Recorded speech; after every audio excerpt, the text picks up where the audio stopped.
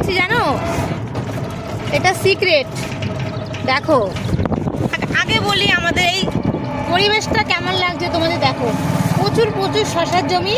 দেখো সবাই শশা তুলে শেষ করতে পারছে না, প্রচুর শশার চাষ এখানে।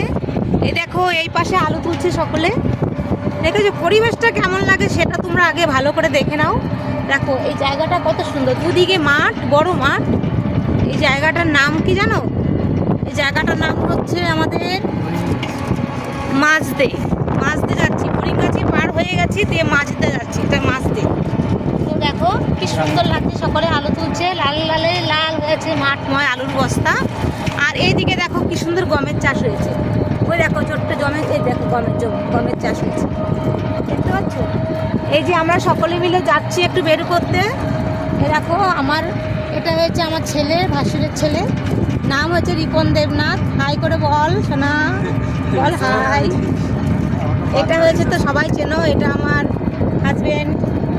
এই যে এই দেখো এটা আমার কাকি শাশুড়ি আমার সঙ্গে যাচ্ছে।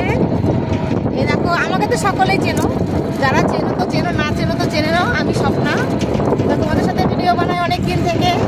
তো আমার একটা পুরনো পেজ, যেটা আমার পেজে কাজ করতাম সেই প্রোফাইলের মধ্যে একটু সমস্যা হয়েছে।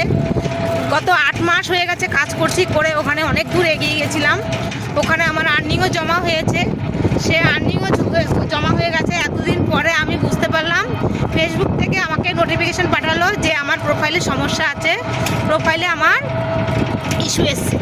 সেই কারণে এখন কি করব বন্ধুগণ, এখন নতুন বাধ্য হয়ে সেই পেজ এখন আমি কি করে ঠিক করব আমি নিজে জানিও না, করতেও পারবো না।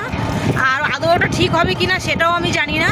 তো চেষ্টায় আছি ওই পেজটা ঠিক করার, যদি কাউকে পাই তাকে দিয়ে ঠিক করিয়ে নেব। তো এখন আমি নতুন পেজ খুলেছি, সেই নতুন পেজে আজকে এই ভিডিওটা আপলোড করব। তো তাই একটা ভিডিও বানাচ্ছি।